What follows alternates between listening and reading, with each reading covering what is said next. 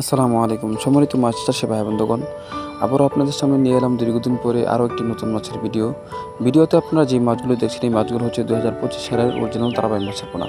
আজকে আমি আপনাদের সামনে তারাবাই মাছ সম্পর্কে কিছু কথা বলবো। তবে যারা আমাদের চ্যানেলের মধ্যে নতুন, অবশ্যই আমাদের চ্যানেলটিকে সাবস্ক্রাইব করবেন নতুন নতুন ভিডিও পাওয়ার জন্য।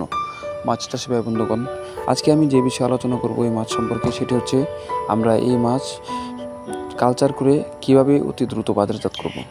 তো মাছ চাষি ভাই বন্ধুগণ, আমরা যদি মাছগুলো কালচার করতে চাই বা চাষ করতে চাই, সেই ক্ষেত্রে আমাদেরকে যে কাজটি করতে হবে, আমরা অনেকেই জানি যে আপনার এই মাছগুলো হচ্ছে খালের, বিলের, জিলের, এবং এই মাছের আরেকটি বৈশিষ্ট্য হয়েছে আপনার রয়েছে, সেটি হচ্ছে আপনার এই মাছগুলো কিন্তু আপনার মাটির তলে আপনার লুকিয়ে পড়তে পারে। তো সেক্ষেত্রে আমরা এই মাছগুলো যে পুকুরের মধ্যে ছাড়বো, অবশ্যই আমাদেরকে সেই পুকুরটি কাদামুক্ত রাখতে হবে, এবং যদি কাদা রাখি তাহলে মিডিয়াম আকারের কাদা রাখবো, যেন পুকুরের মধ্যে মাছগুলো লুকিয়ে যেতে না পারে। কেননা আপনার এই মাছগুলোর একটি বৈশিষ্ট্য হচ্ছে, এই মাছগুলো কিন্তু আপনার পুকুরের মধ্যে বেশি কাদা থাকার কারণে সেখানে লুকিয়ে পড়ে, ফলে দেখা যায় আপনার কালচার শেষে কোনো মাছ পাওয়া যায় না। তো এই বিষয়টির প্রতি অবশ্যই আমাদেরকে লক্ষ্য রাখতে হবে। আরেকটি বিষয় হচ্ছে, আমরা এই মাছগুলো কিন্তু চাইলে পুরনো পানির মধ্যে ছাড়তে পারি, কারণ আপনার এই মাছগুলো পুকুরের মধ্যে যে সমস্ত কীটপতঙ্গ থাকে, সেই সমস্ত আপনার কীটপতঙ্গ খেয়ে মাছগুলো বেঁচে থাকতে পারে। তো এই ক্ষেত্রে আমরা অবশ্যই এই মাছগুলোকে যদি পুরনো পানির মধ্যে দিই, সেক্ষেত্রে কোনো সমস্যা নেই। তবে নতুন পানির মধ্যে দিতে গেলে অবশ্যই আমাদেরকে সেই পানির মধ্যে চুনা এবং মাটি জাতীয় যে সমস্ত সার রয়েছে, ওই সমস্ত সার ছিটিয়ে এরপর আমরা এই মাছগুলোকে এই পুকুরের মধ্যে রাখতে পারবো। আরেকটি বিষয় হচ্ছে যে আমরা এই মাছগুলো প্রতি শতাংশে কত শত পিস একসাথে চাষ করতে পারবো।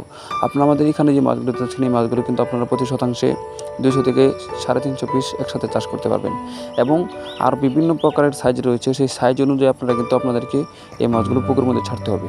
তো সেই যে কোনো সাইজ সম্পর্কে আপনার কী পরিমাণ, কত সাইজ, কত শতাংশের মধ্যে ছাড়তে হবে, এই বিষয়ে জানতে অবশ্যই আমাদেরকে আপনারা কল দিয়ে জেনে নেবেন। আরেকটি বিষয় হচ্ছে যে আমরা এই মাছগুলোকে খাবার হিসেবে কী দেবো।